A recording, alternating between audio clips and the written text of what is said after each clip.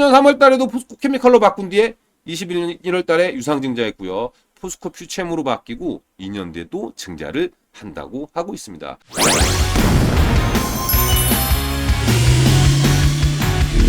오늘의 주제는 1230배 상승 이유는 주제는 한 시대가 저문다라는 표현 쓰겠습니다. 1230배 올랐던 종목은 포스코 캠텍입니다. 21세기 들어가지고 우리나라 상장사 중에서 최고의 주가 상승률을 보여줬던 종목 되겠습니다.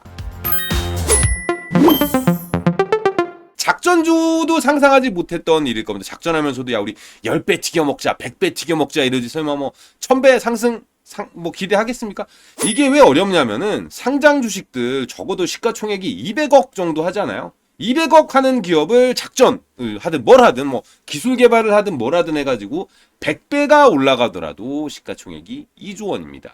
1000배 올라가려면 시가총액이 20조 원 정도 되겠죠. 우리나라에 시가총액 20조 넘는 기업 몇 개 없습니다. 그렇기 때문에 시가총액이 200억 아래인 기업도 몇 개 없고 20조 이상인 기업도 몇 개 없고 아마 전무후무한 일로 기록될 것 같습니다. 자, 포스코 캠텍이 2003년도입니다. 2003년도에 상장 주식이 590만 주일 당시에 이거 살 기회도 많았어요. 뭐 저점 찍었던 거 아니고요. 10월부터 3월까지 6개월간 이렇게 주가 보여주는데요. 6,000원 기준으로 시가총액이 360억 정도 됩니다. 그러니까 살 사람들은 무조건 살 수 있었던 300억대 살 수 있었던 주식이고요. 2003년도에 360억이던 주식이 20년이 지나면서 야 차트 장난 아닙니다. 이거 그냥. 이거 심지어 주가가 1300배 오른 거고요. 시가총액으로 따지면 여기 저점 보이지도 않네요. 저점에서 요 고점까지의 기준이 1500배 올라갔습니다. 시가총액이. 자, 이날 종가 기준으로 시가총액은 46조 원이었는데요. 고가 기준으로는 53조 7조 원입니다. 이거 이렇게 차트 일반 차트로 보면은 이때 잠자는 사자의 쿼터를 2010년에 누가 건드렸나? 이렇게 볼 수 있는데요. 이거 로그 스케일 차트로 바꿔봤습니다. 이 로그 차트라는 게 일반 차트는 가격을 가지고 차트를 만들잖아요. 그렇기 때문에 이 500원이던 주식이 5,000원이 가면 10배 올라간 건데 일반 차트로 보면 10배 올라간 흔적이 보이지가 않아요. 그러다 보니까 로그 차트를 보면은 이 비율 차트라고 생각하시면 돼요. 비율 차트로서 요 무렵에 약간 정체기가 있었지만은 꾸준히 우상향했던 기억이 납니다. 옹고지신이라는 말을 중학교 때 배웠던 것 같습니다. 1000배 올라간 주식에 이유가 있을 거 아닙니까? 이거 왜 올라갔나를 찾아봐가지고 저도 1000배짜리 주식 찾아봐야죠. 뭐 요새 인터넷 보면 10백어 그리고 있는데 다우전드 백어 한번 해봐야 되지 않겠습니까? 꿈은 항상 크게 가져야 됩니다. 개인적으로 제가 뭐 이런 2차 전지주들의 기술 분석을 할 능력이 안 되고 기술적 분석을 할 능력도 안 되기 때문에 문과 스타일로다가 분석을 한번 해보겠습니다. 급등주 역사에 보면은 사명 매우 중요합니다. 특히 이 회사도 보면은 이렇게 대기업 주식 중에서 사명 변경 자주 하는 회사가 없는데 사명 변경이 매우 잘 찼습니다. 상장 무렵의 회사 이름은 원래 포철 로제라는 회사였는데요. 21년도에 포스렉이라는 이름으로 바꾸고 포스코 캠텍, 전 포스코 캠텍이 귀에 딱딱 꽂혀요. 포스코 캠텍이라는 주가로 엄청난 상승을 보이다가 포스코 케미칼, 포스코 퓨처엠으로 바꿨습니다. 이게 참 적절한 사명 변경인 게 상장하고서는 원래 환경산업에 진출하겠다라고 해서 뭐 적조방지제, 비료연구 이런 걸 하다가 2010년도에 화학 전문 기업으로 특화하겠다. 거기다가 화학기술, 그러니까 케미칼에다가 테크놀로지를 더해서 포스코 캠텍이라는 이름으로 바꿨는데요. 그러다가 포스코 캠텍 괜찮았는데 캠텍에서 요새 이 IT 열풍이 불 때는 회사 이름에 IT를 붙였잖아요. 테크놀로지 안 되겠다. 우리는 정통 화학 업체들과 경쟁하겠다라고 하면서 사명을 포스코 캠텍으로 변경했고요. 지금의 사명은 퓨처, 미래를 뜻하는 퓨처에다가 소재 변화 매니저의 M을 따왔는데 다들 그냥 소재라고 생각하고 있습니다. 포스코 퓨처엠인데 공교롭게도 주가가 엄청나게 오르고서 포스코 퓨처엠으로 바뀌고 주가가 빠졌는데요. 이 회사 특이하게 사명만 변경하면 유상증자가 이어졌습니다. 사명 변경 2년 뒤에 유상증자를 진행하는데요. 19년 3월 달에도 포스코 케미칼로 바꾼 뒤에 21년 1월 달에 유상증자했고요. 포스코 퓨처엠으로 바뀌고 2년 뒤에 또 증자를 한다고 하고 있습니다. 뭐 2차 전지주 재무리스크 얘기 많이 드렸는데요. 캐즘의 후폭풍이라고 보시면 될 것 같습니다. 사실 개인적으로 21년도 유상증자는 이해가 갑니다. 양극할 물질 뭐 3, 4단계 설비 증설하는데 5,500억, 공장 늘어났기 때문에 원재료 구입하는데 4,000억 쓰겠다라고 유상증자를 했었는데요. 원래 가게가 장사가 잘 돼서 추가로 내면은 외부 자금을 수혈합니다. 이게 왜냐면 어쩔 수 없잖아요. 가게 하나 가지고 장사가 잘 돼서 옆에 내려고 그러면 돈이 없으니까 돈을 빌리는데요. 지금 3, 4단계 증설까지 했으니까 가게가 4개 정도 되면은 사실은 외부에 손 안 벌리고 장사가 잘 되면 그냥 4개에서 벌어들이는 돈만으로도 신규 출점이 가능한데 포스코 퓨처엠은 캐즘을 만나면서 유상증자로 신규 투자를 하기로 됐습니다. 신한투자 보고서에 나온 건데요. 양극재 생산 능력을 22, 23, 24, 25, 26으로 급격하게 늘리고 있다고 하는데 사실 잘 모르겠습니다. 일단 그렇다면 오늘 1230배가 중점이니까 재무 성과를 가지고 1230배에서 주가 상승이 설명이 가능할까 보면은 사실 좀 어려워 보입니다. 2003년도에 매출이 2천억에 영업이익 163억 하던 회사가 주가 피크를 칠 때 매출은 24배, 영업이익은 2배. 이게 뭐지 이게? 그리고 심지어 23년도가 이상했다고 치더라도 22년도에 포스코 퓨처엠이 영업이익을 최대치로 달성했을 때가 연간 1658억에 불과합니다. 그러니까 2003년에 비교하면은 이익은 10배밖에 안 늘었는데 주가는 1200배가 올라갔다라는 거. 심지어 이게 영업이익률입니다. 영업이익률을 보더라도 이게 영업이익이 제일 높았을 때도 10%에 평균적으로 높은 것 같지도 않고 꺼져 있고 이거 사실 이 회사 주가 상승을 이익 가지고 설명하기 어려울 것 같습니다. 그렇다면은 이유 찾아봐야죠. ROE가 엄청나게 높아가지고 30%를 넘어가기도 했는데 지난 몇 년간은 좀 갸우뚱하고 뭐지 도대체 이게? 이런 문제는 좀 깊이 봐야 될 것 같은데 자산 회전율을 보더라도 2011년까지 설명이 가능합니다. 엄청나게 자산 대비 매출액이 크게 증가하다가 최근 들어가지고는 가동률이 낮아지고 있는데 공격적 증설을 한다? 살펴보면 살펴볼수록 1230배랑 걸맞지 않는데 이게 투자 집행 시기가 아니라는 생각이 드는 거거든요. 이게 보시면은 초록색으로 표시된 부분이 부채를 통한 투자의 증가입니다. 2018년에서 19년 가면서 자본은 이익만큼 늘었지만은 부채를 한 5천억 땡겨가지고 설비를 급격하게 늘리거든요. 자산 증가율이 71%에 달할 정도로 공격적 투자를 집행했습니다. 이럴 수밖에 없는 게 공장 가동률이랑은 좀 다르지만 자산 회전율이 150%대를 꾸준히 유지하고 있으니까 이때 증설은 이해가 가능합니다. 그러다가 21년도에 보시면은 자산의 증가는 자본의 증가거든요. 유상증자를 통해 가지고 급격히 증설을 하는데 이 당시는 자산이 2배로 늘어난 거에 버금가진 못하지만은 매출액이 증가하고 있기에 노란색으로 표시해 보겠습니다. 어쨌든 투자를 한번 해볼만 하다라는 생각은 드는데요. 23년도에도 공격적 증설을 들어가고 있는데 이때 보면은 이미 영업이익률에서 위험한 숫자가 보여지고 있습니다. 공장 가동률은 올라서 매출은 증가하고 있지만 이익이 따라오지 않고 있다는 건데요. 이러한 부분은 24년 캐즘이 겹치면서 사실 더 악화됐습니다.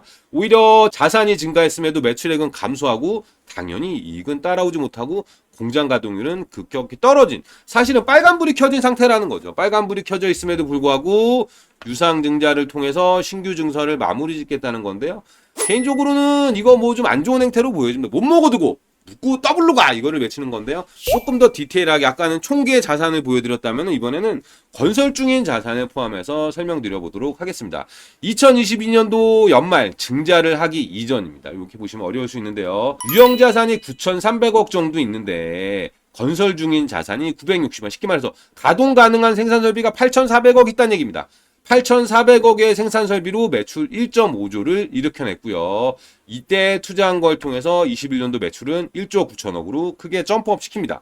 근데 아까 제가 그 주황색 불 보여드렸던데 전으로 보자면은 22년 연말에 보면은 생산 가능 설비가 1조 원 늘어나 있고요. 건설 중 자산이 1조라는 말은 이 공사가 마무리되면은 생산 설비가 2배로 뛸 거란 얘기를 보여주고 있고요. 생산 설비 1조 원밖에 없는 시점에도 이미 매출은 3조 3천억을 달성하고 있었습니다. 문제는 이번 유상증자인데요. 25년 1분기 말입니다. 이미 완공된 설비가 2조 3천억 정도에 달하고 있습니다. 자, 여기 보시면은 완공된 설비는 1조 원에 불과했거든요. 이미 22년보다 지금 현재 생산 설비가 2배로 늘어나 있는데 매출은 증가하지 않았거든요. 근데 문제는 지금도 건설 중 자산이 2조 8천억 정도 잡혀 있다는 얘기입니다. 그렇다면 어떤 얘기가 되냐면요. 22년 연말에 생산 설비가 1조였잖아요. 이번 투자가 마무리되고 나면 생산 설비가 5배로 늘어난다는 겁니다. 단순하게 계산하더라도 매출이 15조 원까지 늘어날 수 있다는 얘기인데요. 이게 사실 결국은 제가 봤을 때 투자 집행 시기가 아니라는 거예요. 매출이 3조 원, 3조 원을 달성할 때 설비가 1조 원이었거든요. 이번 투자가 마무리되면 설비가 5배 규모로 늘어나는데 매출은 아직 하다못해 매출이 지금 기존 생산 설비로도 매출이 6조, 10조 이렇게 가능하다라는 거예요. 그럼에도 불구하고 묻고 더블로 가고 있습니다. 똑같은 얘기인데 살짝 반복해드리면은 20년도에 생산 설비가 8천억에 1,000억 더 투자하는데 1.5조 매출. 근데 지금은 돌고 돌아서 생산 설비가 2.3조에 투자 중인 설비가 2.8조. 쉽게 말해서 지금 투자 진행 중인 설비만 돌려도 엄청날 수 있는데 그렇다면 혹시 추가 투자까지 완공돼 가지고 풀로 돌리면 또 1000배 나는 건가요?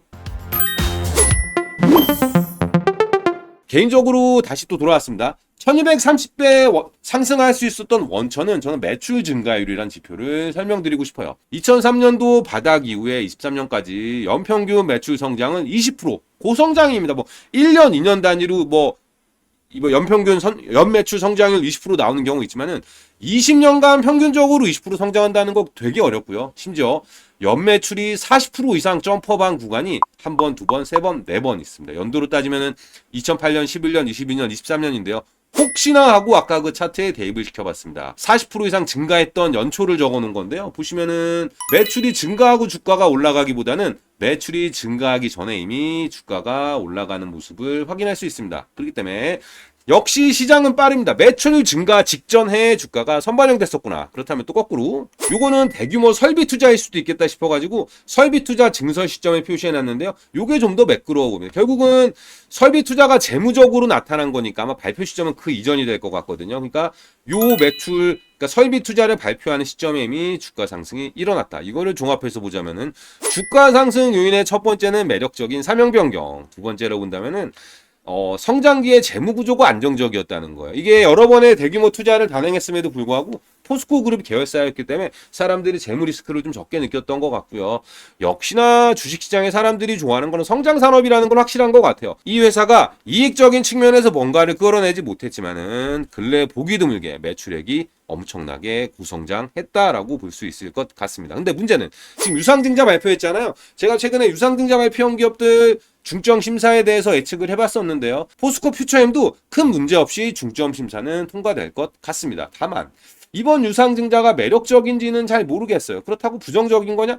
개인적으로는 회사 입장에서는 재무구조 관리를 위해 가지고 조금 선제적으로 증자를 단행했다라고 보고 있습니다. 이게 주가가 빠지면은 증자를 똑같은 금액을 필요로 하더라도 신주 주식수를 더 많이 발행을 해야 되잖아요. 근데 그런 부분에서 제가 봤을 때는 좀 재무구조 관리 차원에서 선제적인 증자를 단행한 것 같고요. 포스코홀딩스 입장에서는 24년 12월 달에 영구채 5천억을 이미 투자해 놨습니다. 말이 영구채지 29년 12월에 상환해야 되거든요. 그렇기 때문에 포스코홀딩스는 이번 유상증자로 증자대금 5천억 넣는다고 언론에 얘기하고 있지만 사실은 지금 돈 넣고 29년 12월에 상환받아 갈 거거든요. 물론 주식은 그대로 남고 영구채를 받아가는 거지만은 이번 증자는 사실은 주주 대상, 포스코홀딩스도 주주입니다만 개인 주주 대상으로 청구한 것일 뿐 큰 의미는 없다. 이렇게 보여집니다. 제가 2차 전지 재무 리스크 강조하고 있는데요. 재무 관리 목적이기 때문에 회사 입장에서는 상당히 적절한 액션이고요. 다만 건설중 자산이 다 완공돼 가지고 유형 자산으로 들어오게 되면은 아마 감가상각비가 1년에 수천억 증가하게 될 거예요. 그래서